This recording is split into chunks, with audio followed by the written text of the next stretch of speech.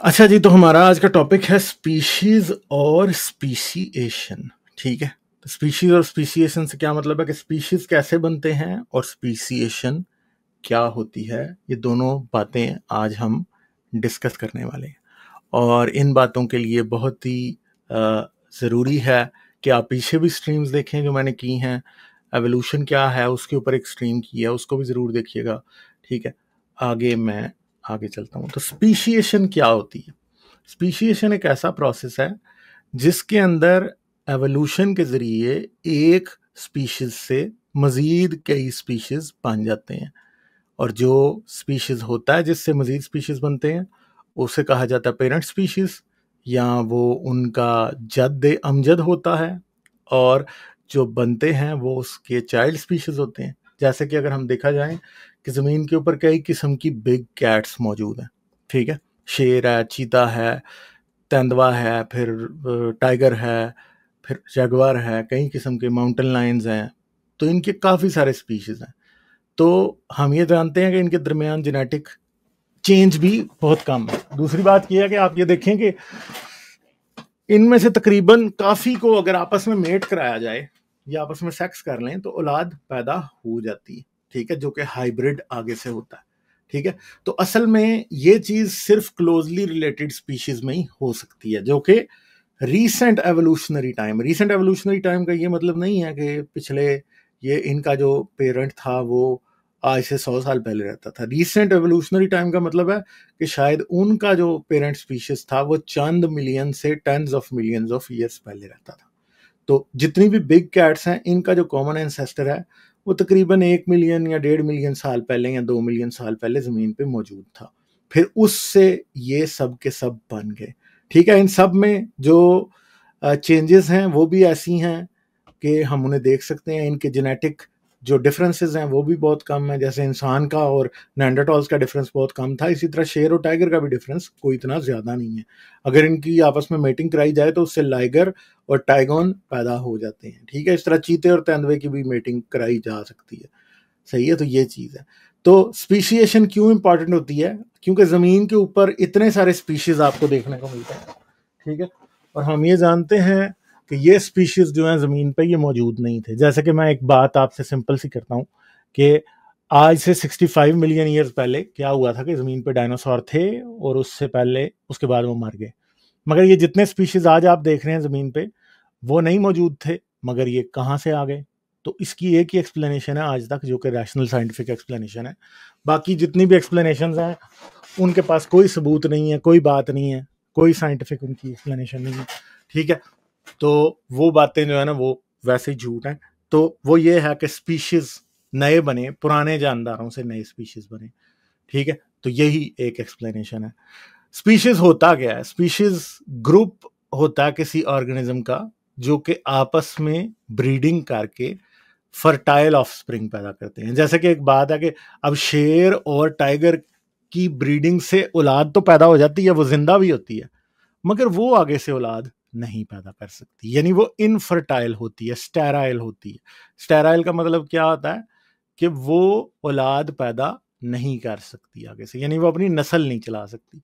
तो अगर दो जानदारों के दरमियान आप सेक्स होता है और उनसे औलाद पैदा होती है और वो औलाद भी आगे से इस काबिल है कि वो औलाद पैदा कर सकती है, तो तब वो एक स्पीशीज में बिलोंग करती हैं, वो दोनों एक ही स्पीशीज होते हैं।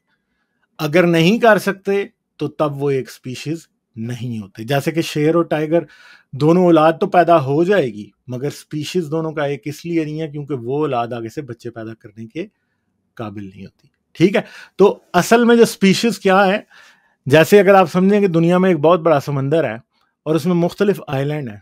ठीक है, तो इसी तरह अगर जिंदगी को एक समंदर मान लिया जाए तो हर स्पीशीज उसमें मौजूद एक आइलैंड है जो कि दूसरे से डिफरेंट है। ठीक है, और हर आइलैंड के अंदर जो जीन्स हैं वो एक जगह पे रहते हैं। ठीक है, और एक आइलैंड से जीन दूसरे आइलैंड पे नहीं जा सकते।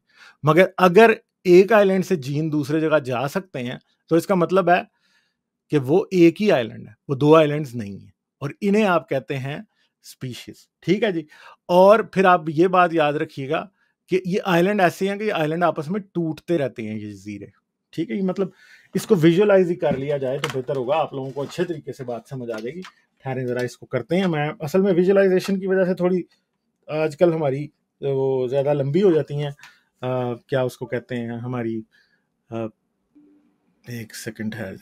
तो ये इसी तरह है कि जैसे कोई जो है ना वो आप क्या करते हैं, आप उसके थ्रू इस तरह से आप अपने आप को मतलब ये इस तरह से स्पीशिएशन हो जाती है। और स्पीशिएशन का जो मकसद है वो फिर क्या होता है, वो जानदारों को मजीद डाइवर्सिफाई कराना होता है। ठीक है जी, तो ये मैं आपके साथ एक अपनी स्क्रीन शेयर करता हूँ और इस कॉन्सेप्ट को हम थोड़ा सा समझ लेते हैं। ठीक है, मैं कोशिश करूंगा कि बाकी की चीज़ों को थोड़ा शॉर्ट ही रखा जाए ताकि ये हम 1 घंटे के अंदर अंदर इसको ख़त्म कर लें। ठीक है, तो ये मैं आपके साथ एक सेकेंड शेयर करते हैं स्क्रीन विंडो, और ये हम आपके साथ एक सेकेंड है ज़रा थोड़ा सा। अच्छा, कहाँ चला गया भाई आप हमारा?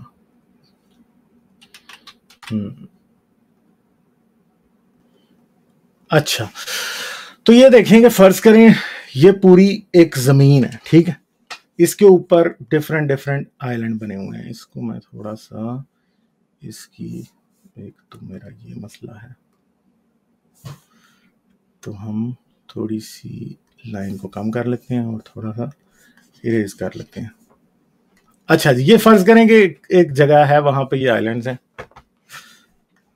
ठीक है, तो ये आइलैंड है एक, फिर ये आइलैंड है। मेरी ड्राइंग इतनी अच्छी नहीं है, आप समझ सकते हैं।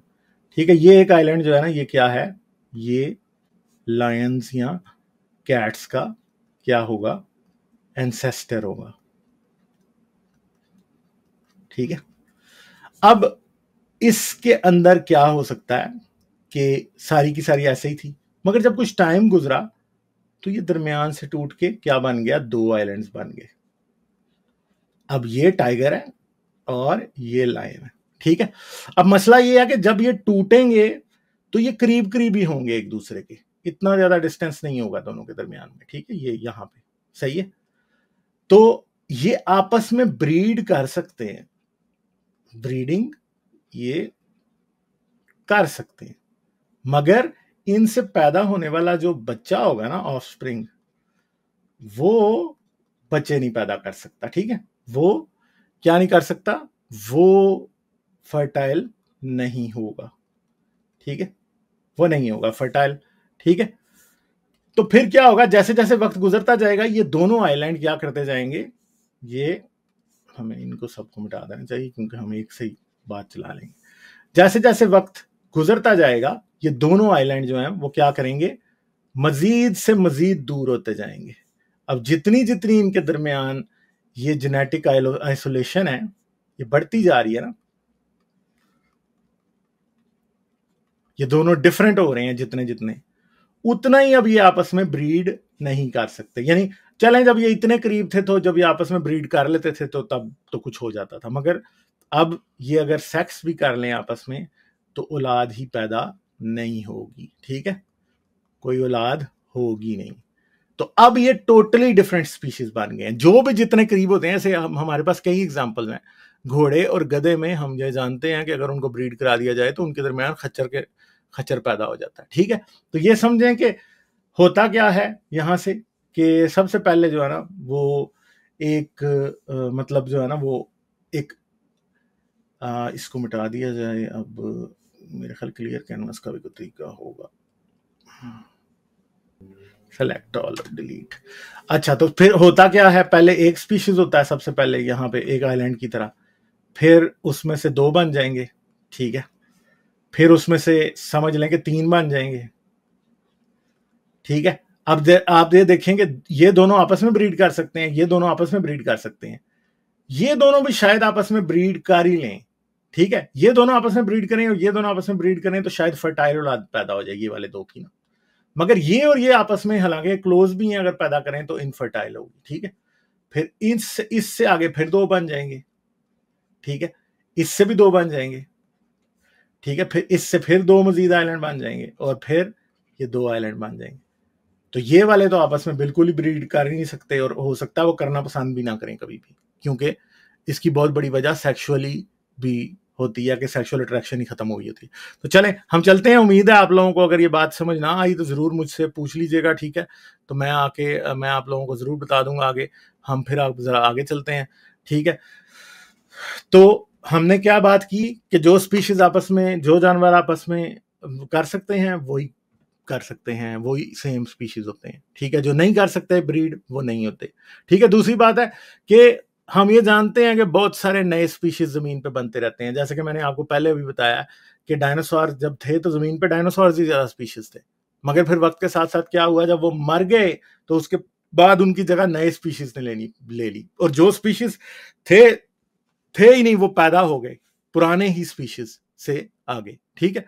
तो अगर डायनासोर रहते तो मैमल्स की स्पीसीएशन भी नहीं हो सकती थी, क्योंकि मैमल्स को फ्री रेन या खुला हाथ मिलना ही नहीं था, ठीक है? क्यों नहीं मिलना था खुला हाथ? क्योंकि डायनासोर जो थे वो डोमिनेंट स्पीशीज थे, और जो डोमिनेंट स्पीशीज होता है वो जो है वो कभी भी दूसरे स्पीशीज को की उसकी वजह से जो है दूसरा स्पीशीज ऊपर नहीं आ सकता, उसे ज्यादा टाइम लगता है।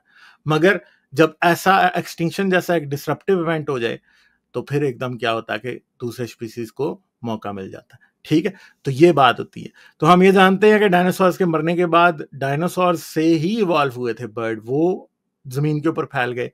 रेप्टाइल्स जो थे वो काफी कंट्रोल थे डायनासोर्स की वजह से, वो भी बहुत ज्यादा फैल गए। और मैमल्स को तो सबसे ज्यादा सक्सेस मिली कि मैमल्स तो बहुत ही बढ़ गए डायनासोर्स के मरने की वजह से। तो 65 मिलियन साल पहले से अगर पीछे रॉक्स में जाएं तो आपको डायनासोर्स के फॉसिल बहुत ज्यादा मिलते हैं, आपको मैमल्स छोटे छोटे मिलते हैं। मगर 65 मिलियन साल के बाद क्या होता है, यानी 6 करोड़ और 50 लाख साल के बाद आपको मैमल तो बड़े मिलेंगे, मगर आपको डायनासोर बिल्कुल भी नहीं मिलेंगे, क्योंकि वो सारे के सारे जमीन के ऊपर इतनी बड़ी एक्सटिंक्शन हुई थी कि उससे सब के सब एक्सटिंक्ट हो गए थे और फिर चांस नहीं रहा था उनका, ठीक है? तो स्पीसिएशन बहुत सी चीजों की वजह से होती है। एलोपैट्रिक्स जो स्पीसिएशन है वो किस वजह से होती है कि एक इलाके में एक तरह के जानदार रह रहे हैं, मगर क्या होगा कि दरमियान में कोई जियोग्राफिकल स्पीसीज जो है ना वो आ जाएगी। जैसे कि नॉर्थ और साउथ अमेरिका जो है वो एक टाइम नहीं मिले हुए थे, ठीक है? ये दोनों अलग अलग थे। तो यहाँ पे ये जगह पे ये मिले हुए नहीं थे, मगर फिर टेक्टोनिक प्लेट्स ने इधर से पुश किया और इधर से पुश किया और ये नॉर्थ और साउथ अमेरिका आपस में मिल गए, और जो यहाँ पे गैप बना हुआ था वो मिल गया आपस में, ठीक है? अब इधर वाले मेरीन स्पीशीज इधर को नहीं जा सकते, ठीक है? तो अब क्या हुआ, इस तरफ जो है ना टाइप ए के स्पीशीज इवॉल्व हो गए, तो दूसरी तरफ टाइप बी के स्पीशीज इवॉल्व हो गए, ठीक है? यानी सेम स्पीशीज से। तो हम ये जानते हैं कि यहाँ पे भी मिलते जुलती मछलियां और केकड़े और पता नहीं क्या क्या रहता है, ठीक है? और इस तरफ भी मिलते जुलते रहते हैं, और वो हुए भी एक कॉमन एंसेस्टर से इवॉल्व है, मगर वो दोनों इतने डिफरेंट हैं और कैलकुलेशन और मॉडल्स के मुताबिक वो उतने ही डिफरेंट हैं कि जब अमेरिकाज दोनों आपस में मिल गए और दरमियान में पनामा वाला सिस्टम बन गया, तो तब तक जो सारे का सारा था वो सिमिलर था सिस्टम, उसके बाद बदल गया। तो इसलिए उस वक्त से लेके आज के वक्त के दरमियान जितनी स्पीसीएशन हो सकती थी उतनी हो गई। ये है एलोपैट्रिक सिविलाइजेशन स्पीसीएशन की एग्जांपल, जो कि जियोग्राफिक सेपरेशन की वजह से होती है। जियोग्राफिक सेपरेशन का क्या मतलब है कि दरमियान में कोई पहाड़ की रेंज आ जाए तो दो जानदार दरमियान में, एक दूसरी तरफ एक इस तरफ रह जाएगा, तो वो आपस में अब इंटरब्रीड ही नहीं कर सकते, तो फिर वो स्पेशली दो डिफरेंट स्पीशीज में कन्वर्ट हो जाएंगे, ठीक है? सो पैरापैट्रिक स्पीसीएशन क्या होती है? ये ऐसी होती है कि ये नेबरिंग पॉपुलेशंस में होती है, जो कि कंप्लीटली आइसोलेटेड नहीं होते। यानी कैसी जगहों पे ये होती है, जो कि मैंने आपको बताया कि ये ऐसी होती है जो कि हमें जो बात समझ आती है वो क्या होती है कि जी इसके अंदर दो सिमिलर किस्म के स्पीशीज होते हैं, वो करीब करीब रहते हैं, और उनकी जो स्पीसीएशन है वो इस वजह से हुई होती है कि वो थोड़ा थोड़ा डिफरेंट जियोग्राफिकल चेंज आ गया होता है। शायद एक जगह से एक ग्रासलैंड है वो सहरा में कन्वर्ट हो रहा है, तो क्योंकि वो उसी पेरेंट स्पीशीज तो सहरा और ग्रासलैंड में ही रहता होगा, मगर जब सहरा भी बन जाएगा तो कुछ स्पीशीज के मेंबर जो हैं वो सहरा की तरफ जाने लग जाएंगे, और जब वो उधर जाने लग जाएंगे तो क्या करेंगे वो आपको जो है ना वो क्या करते हैं, वो फिर डिफरेंट बिहेवियर शो करना शुरू कर देते हैं, ठीक है जी? तो ये जो बात है ना, ये हो जाती है। अच्छा जी, तो हम फिर आगे चलते हैं नेक्स्ट स्लाइड पे। तो हमारी अगली फिर है सिम्पैट्रिक सिविलाइजेशन, स्पीशिएशन, सॉरी मेरे मुंह से सिविलाइजेशन पता नहीं क्यों निकले जा रहा है। तो सिम्पैट्रिक जो होती है उसकी जो मेन रीजन है वो ये होती है कि एक ही जानदार के अंदर पाए जाने वाले मुख्तलिफ मेंबर्स जो हैं वो डिफरेंट किस्म की खुराक को खाने लग जाते हैं। जब वो ऐसा करते हैं तो उस खुराक की वजह से और उस खुराक के ऊपर ज्यादा सक्सेसफुल होने वाले बिहेवियर की वजह से क्या होता है कि वो भी दो स्पीशीज में कन्वर्ट हो जाते हैं। जैसे कि हम ये देख रहे हैं कि यहाँ पे एप्पल मैगट फ्लाइज हैं, वो कई किस्म की स्पीशीज में कन्वर्ट हो गई हैं क्योंकि उन्होंने डिफरेंट चीजें खाने लग गई हैं।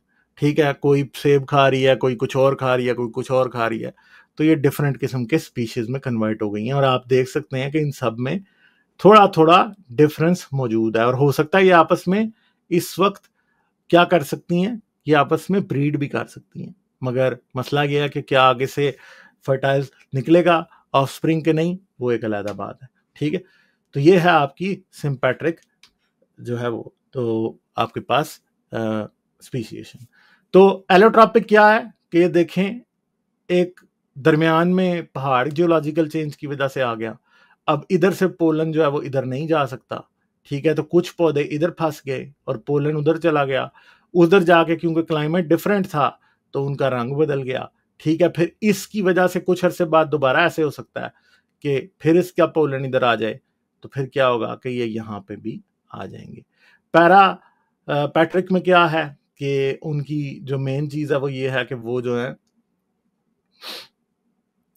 उनके अंदर जो मेन चीज है वो ये है कि सेक्सुअल सिलेक्शन जो है वो, सॉरी, खाने की वजह से कि वो डिफरेंट किस्म, अब एक तरफ सॉइल डिफरेंट हो गई है क्योंकि जारी बात है उधर आपके पास और तरह का सिस्टम था, तो दूसरी तरफ डिफरेंट हो गया, तो फिर जारी बात है जब सॉइल डिफरेंट होगी उसमें न्यूट्रिएंट डिफरेंट होंगे, उसमें म्यूटोजेन डिफरेंट होंगे, तो आहिस्ता आहिस्ता वो क्या करेंगे, आपकी म्यूटेशन चेंज हो जाएगी आपके और नया स्पीशीज यहाँ पे राइज हो जाएगा। तो सिम्पैट्रिक में क्या होगा कि हमारे पास जो मेन चीज है वो यही है कि आपकी जो स्पीशिएशन है वो किस बेस पे हो रही है कि कुछ चीजें जो हैं वो खुराक के बारे में डिफरेंट हो गई हैं, तो इस वजह से, तो एक जियोग्राफी की वजह से, ठीक है, दूसरी सेक्सुअल आइसोलेशन की वजह से, और तीसरी खुराक की वजह से। ये तीन किस्म की स्पीशिएशन जो है हमारे पास होती हैं। ठीक है, तो हम आगे चलते हैं अब। सही है, सो पेरिपैट्रिक क्या है, जिसके अंदर एलोपैट्रिक म्यूटेशन जो है वो स्पीशिएशन होती है, जिसके अंदर मेन जो चीज है वो क्या होती है कि जी वो डिफरेंट तरीके से क्या करने लग जाते हैं,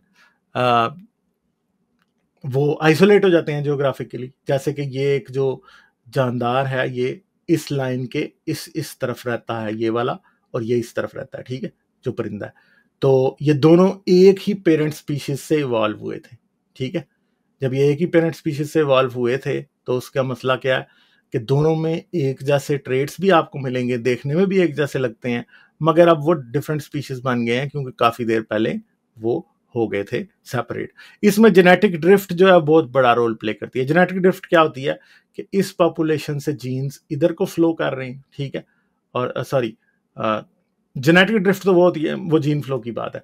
जेनेटिक ड्रिफ्ट ये होती है कि अब जो है ना इसके अंदर एक खास किस्म के, क्योंकि आइसोलेट हो गए हैं, कुछ जीन्स इसके अंदर मौजूद हैं और कुछ जो है वो इसके अंदर मौजूद हैं। अब ये डाइवर्सिटी आपस में नहीं बन सकती, तो इनके जीन्स एक खास तरफ को जाने शुरू हो गए हैं और इनके दूसरी तरफ, और वक्त के साथ साथ ये ज्यादा से ज्यादा डिफरेंट हो रहे हैं। तो होता क्या है कि कई जगहों पे आइलैंड पॉपुलेशंस जो है ना वो डिफरेंट हो जाती हैं। जैसे कि अभी दरमियान में मैंने बताया ना, ये आइलैंड एक है आपको नजर आ रहा है और ये दूसरा आइलैंड है, ये इसके ऊपर आइसोलेट हो गए हैं, ये वाली चिड़िया, और ये इधर हो गई है। अब वक्त के साथ साथ ये डिफरेंट होते जाएंगे, इनके दरमियान जीन फ्लो नहीं है, तो जारी बात है जेनेटिक ड्रिफ्ट जो है वो क्या कर लेगी, वो टेक ओवर कर लेगी। तो यही जो है वो मेन चीज होगी। तो इसकी वजह से दोनों के दरमियान जियोग्राफिकल आइसोलेशन जो है वो एक नया ही डिफरेंट किस्म का मसला बना देगी। हाइब्रिड स्पीशीज भी बन जाते हैं जी। ठीक है, हाइब्रिड स्पीशीज क्या करते हैं, वो सॉरी, स्पीशिएशन बाय पोलीप्लॉइडी। ठीक है, इसमें क्या होता है कि इसमें कई बार ऐसा होता है कि किसी जानदार का पूरा जीनोम ही डबल हो जाता है।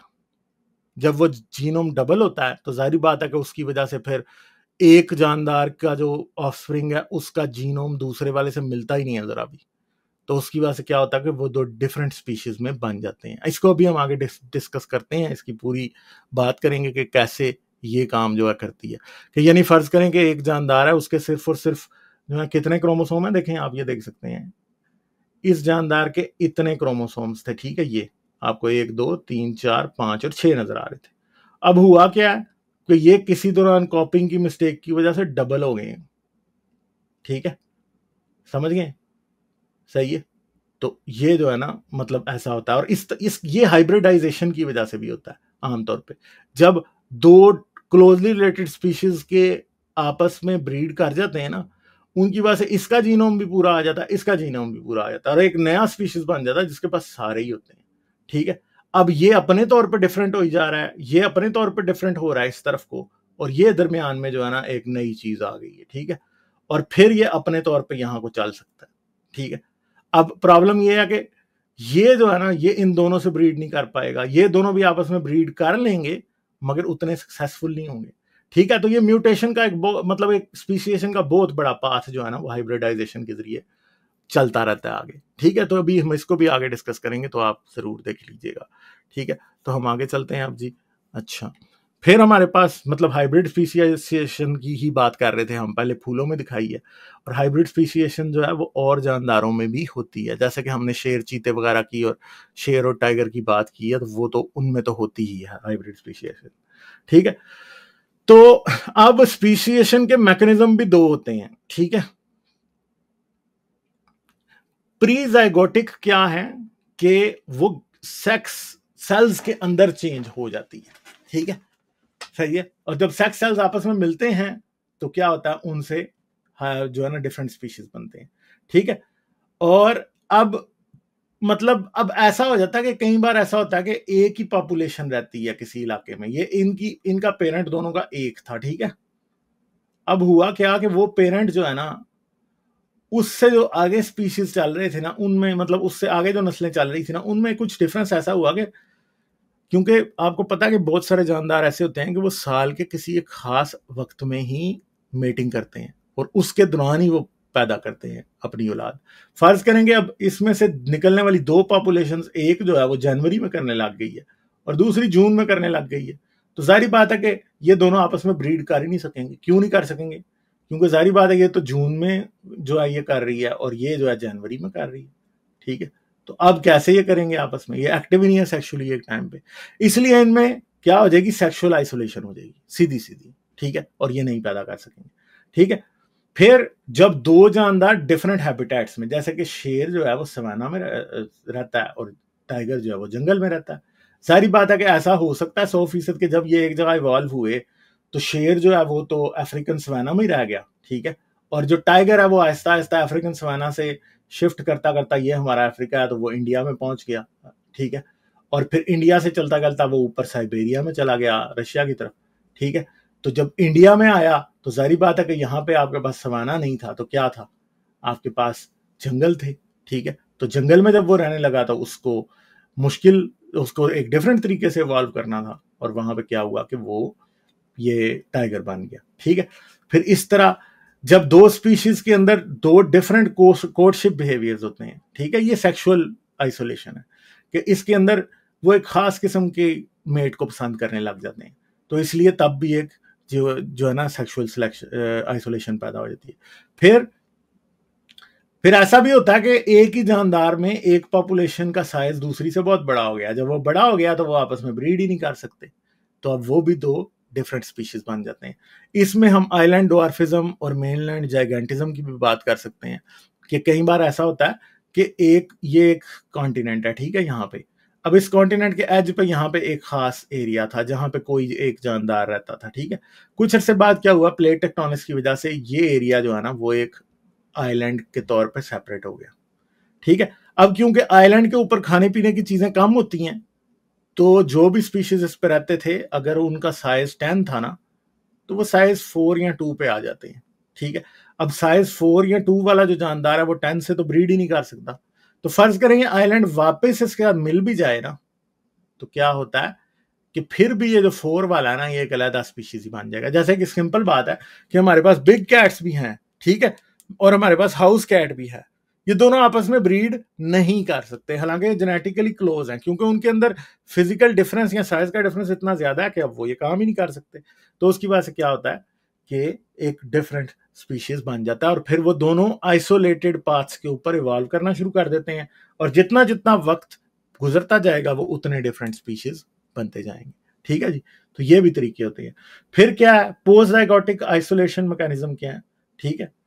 कई बार ऐसा होता है कि यहां पे तो जाहिर बात है गैमीट्स ही नहीं मिल रहे, सेक्स सेल्स या स्पर्म और एग जो है वो आपस में मिल ही नहीं पा रहे यहाँ पे, तो ठीक है, ये क्योंकि ये जाइगोट से पहले की है, ये जाइगोट ही नहीं बन पा रहा, तो इसे प्री जाइगोटिक आइसोलेशन मैकेनिज्म कहते हैं, जिसमें सेक्स हो ही नहीं पा रहा, ठीक है। मगर दूसरी तरफ पोस्ट जाइगोटिक है, जिसके अंदर अगर हाइब्रिड बन भी जाए, ठीक है, तो क्या होता है कि वो फर्टाइल नहीं होता, ठीक है। फिर हाइब्रिड इनफर्टिलिटी है, हाइब्रिड ब्रेकडाउन है। फिर जारी बात है कि सबसे पहले हाइब्रिड इनवाइबिलिटी होगी, कि हाइब्रिड जो है वो इतना फिट ही नहीं होगा कि वो सर्वाइव कर सके। फिर उसके बाद अगला फेज जो होगा वो क्या होगा, हाइब्रिड इनफर्टिलिटी, कि हाइब्रिड जो पैदा होगा वो फर्टाइल नहीं होगा। तीसरा फिर हाइब्रिड ब्रेकडाउन, के हाइब्रिड भी पैदा नहीं होगा, ठीक है। तो ये फेजेस हैं।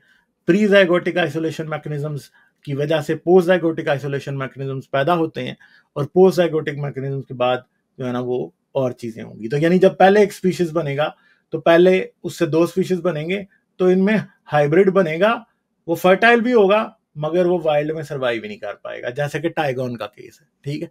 फिर क्या होगा, फिर कुछ अर्से बाद हाइब्रिड बनेगा मगर वो इनफर्टाइल होगा, ठीक है। चलो वो पहले वो तो है ही नहीं है मगर इनफर्टाइल है, और इनफर्टाइल होने के बाद टोटली ब्रेकडाउन होगा, हाइब्रिड अब पैदा ही नहीं हो सकते, ठीक है। तो ये वक्त के साथ साथ ये तब्दीली आती है, ठीक है। ये असल में स्पीशिएशन के तरीके हैं। तो हमारे पास कई पेपर्स भी हैं, ये हम पेपर कई बार पहले दिखा चुके हैं, आप जरूर पिछली स्ट्रीम्स में जाके देख सकते हैं, मैं कोशिश करूंगा कहीं पे लिंक कर दूं, ठीक है। रैपिड स्पीशिएशन इन आर्थ्रोपॉड पॉपुलेशंस, ठीक है। तो ये हमने देखा हुआ है, इसके अंदर कई बार हम इस पेपर को एक्सप्लेन कर चुके हैं कि कीड़ों में बहुत तेजी से स्पीशिएशन के इवेंट्स जो हैं वो रिकॉर्ड हुए हैं, और उनका सबूत आज दे दिया गया। अगर कोई आपको कहे कि स्पीशिएशन नहीं होती, तो ये नेचर कम्युनिकेशंस के अंदर रैपिड स्पीशिएशन इन आर्थ्रोपॉड ये छपा हुआ है, इसको आप जाके देख सकते हैं और आपको पता चल जाएगा, ठीक है। इससे आगे फिर अगर हम देखें तो extraordinary rapid speciation in marine fish, ये भी हमारे पास जो है वो हम देख चुके हैं कि ये भी हुआ है, ठीक है। और इसके अंदर हमें जो देखने को मिला है इस पेपर के अंदर, वो हमें बहुत सी इंपॉर्टेंट चीजें इस पेपर के अंदर देखने को मिली हुई हैं। उसमें जो मेन चीजें हैं वो क्या हैं, वो एक तो ये है कि जी कि स्पीशीज जो हैं वो बनते हैं ना सिर्फ, ठीक है, और बहुत जबरदस्त तरीके से बनते हैं। तो यहाँ तो इस पेपर को हम थोड़ा सा देख लेते हैं और क्विकली हम इससे आगे चले जाएंगे, ठीक है, जल्दी से इसको देख के। और मैं आप सब लोगों से ये कहूंगा कि टेलीग्राम का लिंक इधर पड़ा होता है हमेशा, अगर आप टेलीग्राम पे जाएंगे तो मैं आपको ये प्रेजेंटेशन भी दे दूंगा, ठीक है। तो इसका जो हम एक इम्पॉर्टेंट चीज पढ़ लें बस वही जरूरी है, और बाकी आप ये पेपर खुद देख सकते हैं, ठीक है। ये बाल्टिक सी के अंदर कुछ मछलियां हैं जिनके दरमियान ये स्पीशिएशन इवेंट हुआ है, और इन्होंने देखा कि 3000 जनरेशन के अंदर अंदर ही बहुत जबरदस्त स्पीशिएशन हुई है, और तब से ये नया स्पीशीज बन चुका है। तो यहां पे इसका रिजल्ट क्या है, to the best of our knowledge this would place the speciation of Baltic flounder species pair as one of the most rapid events of ecological speciation and the fastest speciation event ever recorded for a marine vertebrate, ठीक है। तो ये एक Baltic flounder fish थी जिनके दरमियान में ये स्पीशिएशन हुई है। ये बहुत सी बाल्टिक सी के अंदर बहुत सी जगहों पर ये रहती है, ठीक है। और इधर ये आप देख सकते हैं ये वाइट वाले आइलैंड हैं, ये मेनलैंड है, फिर ये मेनलैंड है, कुछ यहाँ पे रहती हैं, कुछ यहाँ पे रहती हैं, यहाँ पे रहती हैं, और इनके दरमियान एक स्पीशिएशन इवेंट हो चुका है जो कि 3000 जनरेशन, जो कि कुछ भी नहीं होती, उनके अंदर हुआ, ठीक है। तो ये चीज है, divergence across the genome is weak but shows strong signatures of selection, a pattern suggestive of recent ecological speciation। तो ये जो 2 स्पीशीज बने हुए हैं फ्लाउंडरशिप के, इनके दरमियान ये हम जानते हैं कि इनके दरमियान जो डाइवर्जेंस है वो इतनी ज्यादा नहीं है, मगर वो इस बात का पता देती है कि यहाँ पे बड़ी जबरदस्त किस्म की इकोलॉजिकल स्पीशिएशन हुई है कि दो डिफरेंट एनवायरमेंट्स बनी और उनके अंदर डिफरेंट किस्म के स्पीशीज बन गए। ठीक है, तो उन्होंने क्या किया, we evaluated possibly different possible evolutionary scenarios under the approximate Bayesian computation framework and estimate that speciation process started allotropy 2400 generations ago following the colonization of Baltic by the demersal lineage। ठीक है जी, तो ये दो species बने हैं। आप paper मैंने आपको स्क्रीन पे दिखा दिया, आप खुद भी जाके इसको देख सकते हैं। ठीक है, आसान पेपर है, अगर आप पढ़ना भी चाहें तो आप खुद पढ़ सकते हैं। ठीक है, ये कोई टफ पेपर नहीं है। ठीक है, तो मैं ये कहूँगा अगर आप पढ़ना चाहें तो पढ़ भी सकते हैं, फ्रीली अवेलेबल है ऑनलाइन। ठीक है, अगर किसी को चाहिए होगा तो मुझे बता दीजिएगा, मैं आपको टेलीग्राम पे दे भी दूंगा। जिसने टेलीग्राम का ग्रुप मेरा नहीं ज्वाइन किया वो चले जाएं, प्रेजेंटेशन भी आज के बाद उधर मैं डालनी शुरू कर दूंगा और ये सारा कुछ हो जाएगा। ठीक है जी, तो पॉलीप्लॉइड स्पीशिएशन कैसे होती है, मैंने कहा था ना आपको, मैं आगे आपको बताऊंगा कि पॉलीप्लॉइड स्पीशिएशन क्या होती है और कैसे होती है। तो फर्ज करेंगे कोई एक जानदार था, उसमें ये क्रोमोसोम्स के 3 पेयर्स थे। ठीक है जी, अब हुआ क्या कि मायोसिस के दरमियान जब सेल डिवीजन होती है सेक्सुअल स्पीशीज के दरमियान तो गलती हो गई। अब उस गलती की वजह से ये 3 क्रोमोसोम पेयर्स के बजाय 6 क्रोमोसोम पेयर हो गए, यानी उसको एक पेरेंट से जो क्रोमोसोम पेयर आने थे वो भी उसने ले लिए और दूसरे भी ले लिए, और डॉटर सेल में 6 के 6 आ गए। ठीक है, और ये हो जाता है, इसकी वजह से कोई बहुत बड़ा मसला भी नहीं होता है, इवन के ये सेक्सुअली एक्टिव भी हो जाते हैं। ठीक है, तो क्या हो जाता है, ये भी हो जाता है। अब दूसरी बात है कि सेल्फ फर्टिलाइजेशन हो जाती है। अब आपको पता है कि सेल्फ फर्टिलाइजेशन पौधों में तो बहुत ही कॉमन है कि अपने ही पोलन से खुद ही प्लांट जो है वो क्या हो जाता है, वो फर्टिलाइज हो जाते हैं। ठीक है, तो उसकी वजह से जो है ना ये 4x वाला बहुत आराम से बनता है। जैसे मैंने आपको पीछे जो फ्लावर की एग्जांपल दी है वो एक रियल एग्जांपल है। ठीक है, कि उसके अंदर ये हुआ है कि एक सिंपल ही एक मतलब एक स्पीशीज के अंदर x नंबर ऑफ क्रोमोसोम थे तो वो बजाय 2x हो जाते हैं। ठीक है, तो ये मसला होता है। फिर इसके अंदर काफी चीजें हैं जो इसको कॉज करती हैं, जैसे कि सेल्फ फर्टिलाइजेशन है, रिप्रोडक्टिव आइसोलेशन जब होती है तो तब भी जो है ना वो इसका चांस जो है ना डाइप्लॉइड या सॉरी पॉलीप्लॉइड स्पीशिएशन का बहुत ज्यादा हो जाता है, क्योंकि बहुत थोड़े से सिमिलर क्रोमोसोम्स और जीन्स वाले जो इंडिविजुअल्स है ना वो आइसोलेट हो जाते हैं, और फिर जब उन्हें आपस में रिप्रोड्यूस करना पड़ता है तो फिर पॉलीप्लॉइड जो सिचुएशन है वो बनती है, जिसके अंदर क्रोमोसोम अगर पहले 3 थे तो वो यहाँ पे 6 बन जाएंगे।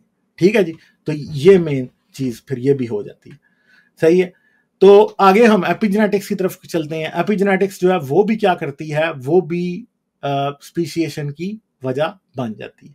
ठीक है, एपिजेनेटिक मैकेनिज्म्स क्या होते हैं, किस किस वजह से होते हैं, डेवलपमेंट के दौरान हो जाती हैं। माँ के पेट में जब बच्चा होता है तो तब भी उसके अंदर कुछ चेंजेस आ जाती हैं जो कि माँ के पेट की इन्वायरमेंट की वजह से आती हैं, वो डेवलपमेंटल होती हैं। ठीक है, यूट्रस के अंदर ही या फिर चाइल्डहुड में हो जाती हैं। ठीक है, फिर एनवायरमेंट में कुछ केमिकल्स होते हैं, रेडिएशन हो सकती है, ड्रग्स और फार्मास्यूटिकल्स, ऐसे आजकल ड्रग्स हैं कि अगर मान ले तो बच्चे पे ऊपर बड़े जबरदस्त किस्म के इफेक्ट हो जाएंगे। हर इंसान में एपिजेनेटिक चेंजेस उम्र के साथ साथ होती हैं। दूसरी बात है डाइट में जो चेंजेस हैं वो भी होती हैं। ठीक है, जिसकी वजह से फिर डाइट में होने वाली चेंजेस की वजह से भी एपिजेनेटिक चेंजेस आती हैं। तो ये क्रोमोसोम है, क्रोमेटिन उसको कहते हैं जब क्रोमोसोम का जो डीएनए है वो क्या होता है, वो हिस्टोन प्रोटीन के गिर्द उसने बल खाए होते हैं। अब ये जो ग्रीन वाली आपको नजर आ रही है ये हिस्टोन है, और ये जो इर्द गिर्द वाला है ये क्रोमोसोम का जो डीएनए है वो सारे का सारा उसके गिर्द घूमा होता है। तो ये पैकेज इस तरह हुआ होता है असल में। ठीक है जी, तो इसमें क्या होता है, डीएनए मिथाइलेशन की वजह से भी हो जाता है। अब डीएनए के अंदर मिथाइल ग्रुप जब आके लग जाता है, और जो सीपीजी आइलैंड जिनको हम कहते हैं, ठीक है, जिनके अंदर सी और पी मतलब सी और जी ने आपस में जोड़ना होता है, सी साइटोसिन और गुआनिन ने आपस में जुड़ना होता है। ठीक है, तो इन्हें हम सीपीजी आइलैंड कहते हैं। तो यहाँ पे आगे मिथाइल ग्रुप जुड़ जाता है। जब मिथाइल ग्रुप जुड़ता है इसे डीएनए मिथाइलेशन कहते हैं, और डीएनए मिथाइलेशन की वजह से क्या होता है कि कोई भी जीन का एक्सप्रेशन बंद हो सकता है, क्योंकि वो जीन आपके जीनोम में मौजूद तो होगा मगर वो क्या करेगा, वो काम नहीं कर रहा होगा। ठीक है, तो जब वो काम नहीं कर रहा होगा तो वो मेथाइलेशन है। ठीक है, तो हिस्टोन्स की मॉडिफिकेशन की वजह से भी मेथाइलेशन हो जाती है। खुद हिस्टोन की मॉडिफिकेशन की वजह से भी एपिजेनेटिक चेंजेस आ जाती हैं, जिनकी वजह से कुछ हिस्टोन्स के इर्द गिर्द जब जीन लिपटा होता है तो वो इस तरह से लिपटा होता है कि वो एक्सेसिबल होता है, और जब वो एक्सेसिबल होता है तो तब उसका एक्सप्रेशन हो रहा होता है।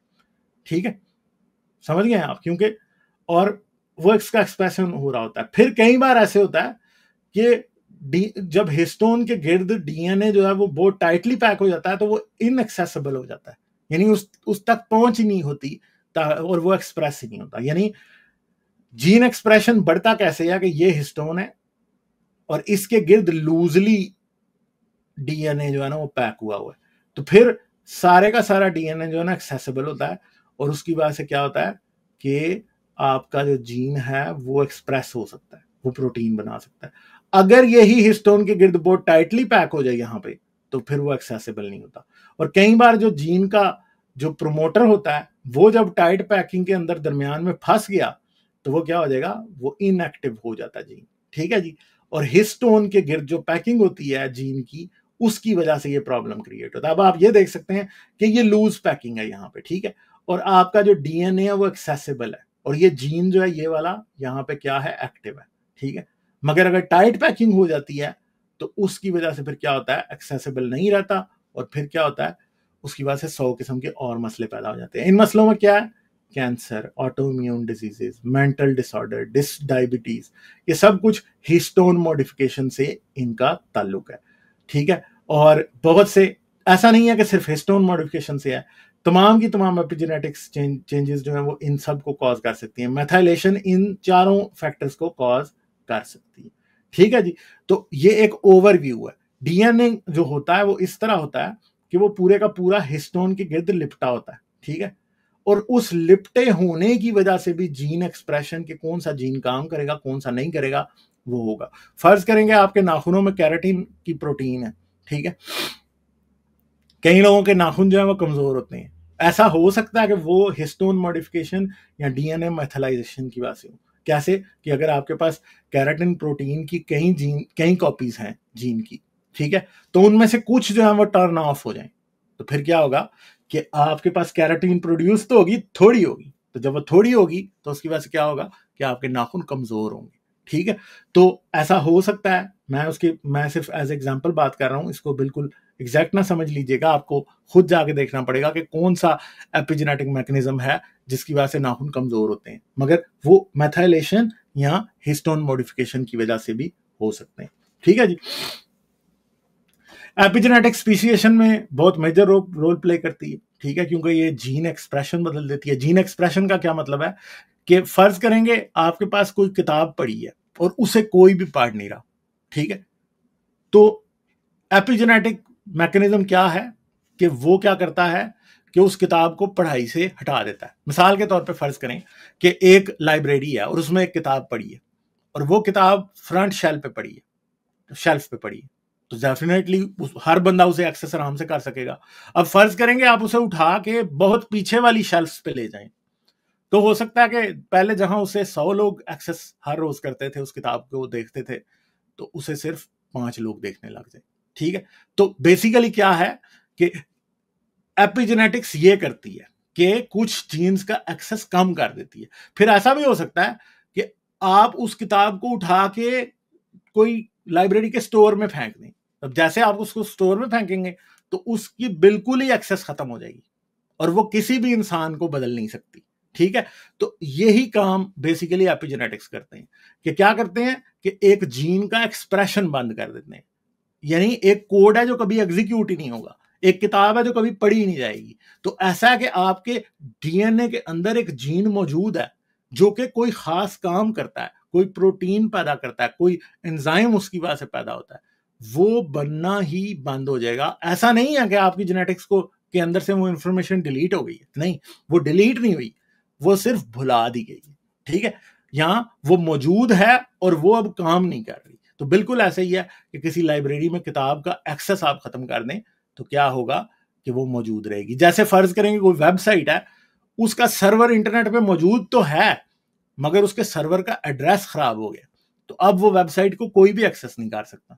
फर्ज करें कि कोई घर तो है और कोई बंदा उस घर के अंदर रहने वाले बंदे को ढूंढने जाता है, मगर होता क्या है कि जब वो जाता है तो देखता है तख्ती ही नहीं लगी वहां पे, तो वो सोचेगा कि अच्छा जी इस तख्ती पे तो मोहम्मद बशीर का नाम नहीं लिखा, तो उधर हो सकता है मोहम्मद सगीर का नाम लिखा हो, तो वो सोचेगा बशीर यहाँ रहता ही नहीं है, तो वो वैसे ही वापस चला जाएगा। तो लिटरली यही काम जो है ना वो एपिजेनेटिक्स की वजह से हो रहा होता है। ठीक है, अब अगर आप हिस्टोन मॉडिफिकेशन की बात करें तो एक सिंपल सी बात है कि मकान तो बहुत से हैं, ठीक है, मगर आप गली खत्म कर दें, ठीक है, आप गली ही खत्म कर दें, गाड़ी वहां जा ही नहीं सकती, तो एक्सेस पॉसिबल ही नहीं रहा, तो इसलिए वो वाला डीएनए जो है वो भी नहीं एक्सेसिबल रहा। तो जिस तरह आम दुनिया में किसी चीज का एक्सेस खत्म हो जाता है, इसी तरह एपिजेनेटिक्स जो है ना एक्सेस खत्म इस तरह और भी कर देती हैं। हाँ, एपिजेनेटिक्स सिर्फ एक्सेस खत्म ही नहीं करती, ज्यादा भी कर देती हैं कई बार। जैसे एक सिंपल बात है कि एक जीन ऐसा था जो कि एक हिस्टोन प्रोटीन के गिर्द लिपटा हुआ है, ठीक है, और अब क्या होता है कि अब वो हिस्टोन मॉडिफिकेशन हो जाती है और वो उसके गिर्द लूजली लिपटा हुआ है। तो जब वो लूजली लिपटा हुआ है तो पहले तो अगर उसका एक्सेस बहुत कम था तो अब ज्यादा हो गया है, तो अब क्या होगा कि वो बहुत ज्यादा उसको मतलब बिजनेस मिल जाएगा। ऐसा ही है कि जैसे फर्ज करेंगे एक छोटा सा ढाबा है, वो किसी रोड के गिर्द बना हुआ है, ठीक है, छोटी सी रोड के गिर्द, और पहले उसके ऊपर सिर्फ 100 गाहक आते थे दिन में, ठीक है, अब क्या पता चले उस रोड को अपग्रेड करके आप 6 लेन हाईवे बना दें, ठीक है, और वो मोटरवे का हिस्सा बन गई। अब उधर उसके पास पता चले 2000 लोग रोज आने लग गए, तो जब 2000 गाहक रोज आने लग गए हैं तो उसकी बिक्री ज्यादा होगी या नहीं? यही काम एपिजेनेटिक्स करती है, ठीक है। एपिजेनेटिक चेंजेस क्या करती हैं कि किसी भी जीन के एक्सप्रेशन को बढ़ा देती हैं। जैसे कि हाईवे पे बने हुए होटल में बहुत ज्यादा लोग आएंगे, मगर एक कच्ची रोड के ऊपर कोई छोटे से पतले रास्ते के ऊपर बहुत कम लोग आएंगे, इसलिए क्या होगा कि वो उसका बिजनेस उतना नहीं बढ़ेगा। तो इसी तरह अगर जीन दुकानें हैं और उसका बिजनेस है प्रोटीन प्रोडक्शन, तो अब जारी बात है कि अगर अच्छी रोड होगी तो उसकी वजह से क्या होगा, ज्यादा जीन एक्सप्रेशन होगा। अगर रोड इतनी अच्छी नहीं होगी तो डेफिनेटली जीन एक्सप्रेशन ज्यादा नहीं होगा, ठीक है। तो हिस्टोन मॉडिफिकेशन क्या करती हैं, वो रास्ते बदल देती हैं, ठीक है। और जीन और मेथाइलेशन क्या करती है, वो समझ लेंगे वो घर के बाहर लगी हुई तख्ती बदल देती है, बंदे का एड्रेस जो है ना वो एड्रेस पे नाम गलत लिख देती है, और जो आता बंदा वो सोचता है अच्छा मोहम्मद बशीर तो यहाँ नहीं रहता, यहाँ पे तो मोहम्मद सगीर रहता है, वो मोहम्मद बशीर को ढूंढने कहीं और निकल जाता है, और मोहम्मद बशीर बेचारे का काम कभी भी हो ही नहीं पाता। तो मोहम्मद बशीर का बिजनेस जो है वो क्या होता है, वो बंद हो जाता है। जैसे इसी तरह आप समझ सकते हैं कि शायद किसी जीन को मोहम्मद बशीर और मोहम्मद सगीर का नाम भी दिया जा सकता है, हो सकता है आप देना चाहे तो आप दे सकते हैं, ठीक है। तो मेथाइलेशन क्या करती है, ये मैंने आपको दिखाया कि मेथाइलेशन ये है, ये मेथाइल ग्रुप के आके ये लग जाते हैं इधर, तो प्रोमोटर साथ लगा होता है, ठीक है, यानी ये दरवाजा है, ये जो है ये वाला, जहां से इसके बाद जीन सारा शुरू हो रहा है, ठीक है, और ये आपकी तख्ती है, आके तख्ती के ऊपर कोई स्टिकर चिपका के चला जाता है और आपको पता ही नहीं चलता कि अच्छा जी ये जीन तो यहाँ एग्जिस्ट करता है। इस वजह से वो जीन कभी काम ही नहीं करता, और क्या होता है आखिर में कि कोई बात रहती नहीं, ठीक है। तो जीन एक्सप्रेशन बंद हो जाता है। जीन एक्सप्रेशन बंद हो जाता है तो जानदार में बहुत बड़ी चेंजेस आ जाती हैं। अब जीन एक्सप्रेशन के बंद होने की वजह से जानदार को एक वो भी मिल सकती है एडवांटेज भी, जैसे कि हम एक बात करते हैं कि इंसानों के अंदर एक जीन है जिसको गलप जीन कहा जाता है। गलप जीन का तमाम मैमल्स में जो काम है ना वो पता क्या है, विटामिन सी प्रोड्यूस करना। अब हम जो है ना, हमारे अंदर जो गलप जीन है ना वो टर्न्ड ऑफ है। अब मिसाल के तौर पे लिया जा सकता है कि वो एपिजेनेटिक चेंजेस की वजह से भी हो सकता है। कई बार जीन इतने बदल जाते हैं कि वो खुद भी डीएक्टिवेट हो जाते हैं। आमतौर पर जीन जो जो बात समझी जाती है, जो आजकल समझी जा रही है, वो यही है कि आमतौर पे पहले किसी जीन का एक्सप्रेशन बंद होता है, और जब उसका एक्सप्रेशन परमानेंटली बंद हो जाता है, एक्सप्रेशन का मतलब है कि जीन से प्रोटीन बनना, जब उसका एक्सप्रेशन परमानेंटली बंद हो जाता है तो वो जीन इस बात के लिए अवेलेबल हो जाता है कि अब इसमें जितनी मर्जी चेंजेस आए, और जारी बात है जब ज्यादा चेंजेस आएंगी तो वो जीन खुद ही टर्न ऑफ हो जाएगा या वो उसका रोल बदल जाएगा। तो आमतौर पर जीन एक्सप्रेशन का किसी पॉपुलेशन में परमानेंटली बंद हो जाना एनवायरमेंटल चेंज की वजह से, किसी कार्सिनोजन की वजह से, किसी म्यूटोजन की वजह से उस जीन को बदलने का बहुत बड़ा सबब मान सकता है, ठीक है। तो ये बातें अब लेटेस्ट एपिजेनेटिक और जेनेटिक्स की ये बातें हैं, ठीक है। अच्छा जी, एपिजेनेटिक मैकेनिज्म्स क्या होते हैं? डीएनए मिथाइलेशन मैंने आपको पहले बता दिया है, हिस्टोन मॉडिफिकेशन मैंने आपको पहले बता दिया। तीसरा है आरएनए मीडिएटेड जीन साइलेंसिंग।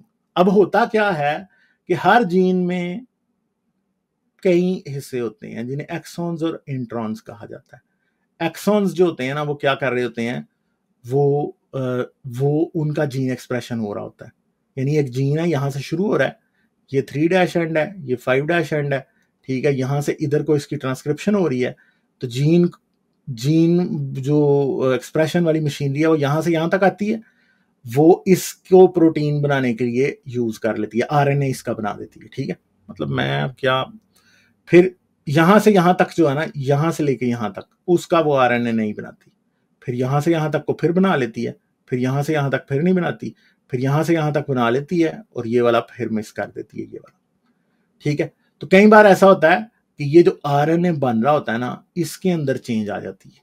फर्ज करेंगे ये पोर्शन जो पहले एक्सप्रेस हो रहा था ना, अब वो एक्सप्रेस नहीं हो रहा, ठीक है। और ये जो नहीं एक्सप्रेस हो रहा था ना, अब वो एक्सप्रेस हो रहा है, ठीक है। तो उसकी वजह से जीन का एक्सप्रेशन बदल जाता है। जीन जो पहले कुछ और प्रोटीन बना रहा था, अब वो कुछ और प्रोटीन बनाने लग जाता है, ठीक है। तो जब वो और प्रोटीन बनाने लग जाता है, तो उसकी वजह से क्या होता है कि फिर भी उसका एक्सप्रेशन जो होता है वो क्या होता है, बदल जाता है, और वो कुछ और ही काम करने लग जाता है, ठीक है। तो हिस्टोन मॉडिफिकेशन की काफी किस्में होती हैं।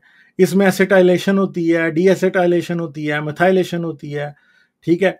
फिर फॉस्फोरिलेशन होती है, फिर इसके अंदर और तरह की बातें होती हैं, ठीक है। तो आरएनए मीडिएटेड स्लाइसिंग क्या होती है, जिसके अंदर आरएनए का एक्सप्रेशन, आरएनए बदल जाता है, जीन से बनने वाला आरएनए बदल जाता है। तो उसकी वजह से क्या होता है कि फिर जीन का एक्सप्रेशन ही बदल जाता है, ठीक है। और मियोटिक रिटेंशन क्या होती है, ये क्रोमोसोम, फिर ये वही है बेसिकली जो हम पहले पीछे बात कर रहे हैं। कई बार को क्रोमोसोम कॉपी होने से रह जाता है, यहाँ एक्स्ट्रा कॉपी बन जाती है, जिसकी वजह से अब नॉर्मल नंबर ऑफ क्रोमोसोम्स बन जाते हैं। और जब अब नॉर्मल नंबर ऑफ क्रोमोसोम्स बनते हैं, तो वो खुद ही रिप्रोडक्टिव आइसोलेशन की वजह बन जाते हैं, और जानदार के दो ग्रुप्स जो हैं वो आपस में ब्रीड करने के काबिल नहीं रहते, ठीक है। तो एपिजेनेटिक्स का रोल क्या है स्पीशिएशन में, वो भी हम डिस्कस कर चुके हैं अच्छे तरीके से। एपिजेनेटिक्स जो है वो रैपिड अडेप्टेशन की लिए रिस्पॉन्सिबल भी है। क्यों? क्योंकि अडेप्टेबिलिटी जो एवोल्यूशन में बढ़ती है, वो हम कई बार पहले डिस्कस कर चुके हैं, वो एपिजेनेटिक रोल उसका बहुत ज्यादा होता है, ठीक है। वो फिर इसकी वजह से फिर फिनोटिपिक वेरिएशन बन जाती है। जैसे कि एक कुत्ता जो है ना, छोटा कुत्ता और एक बड़ा कुत्ता, इनमें जीन्स का फर्क नहीं है, मगर इनमें जीन एक्सप्रेशन का फर्क है। अब साइज जो है वो बदलता किस वजह से है, वो आमतौर पे एपिजेनेटिक चेंजेस की वजह से बदलता है। जब वो एपिजेनेटिक चेंजेस की वजह से साइज बदलता है, तो साइज बदलने की वजह से फिर मैं आपको पीछे ये भी बताया हूं कि हमारे पास ये भी पॉसिबल है कि साइज बदलने की वजह से फिर सेक्सुअल क्या हो जाती है, आइसोलेशन हो जाती है, कि छोटे साइज वाले बड़े साइज वालों से सेक्सुअली ब्रीड ही नहीं कर पा रहे, तो फिर क्या होता है, स्पीशिएशन हो जाती है, ठीक है। तो स्पीशीज एपिजेनेटिक जो है, एपिजेनेटिक चेंजेस, वो खुद तो जीन्स को नहीं बदलती, मगर वो जीन्स के बदलने का पाथवे प्रोवाइड कर देती है, ठीक है। कि अब जारी बात है कि एपिजेनेटिक मॉडिफिकेशन की वजह से साइज बदल गया, साइज बदलने की वजह से कल को सेक्सुअल आइसोलेशन हो गई, और जब सेक्सुअल आइसोलेशन हुई तो स्पीशिएशन हो गई। तो एवोल्यूशन के पास कई पाथवेज हैं स्पीशिएशन तक जाने के, ठीक है।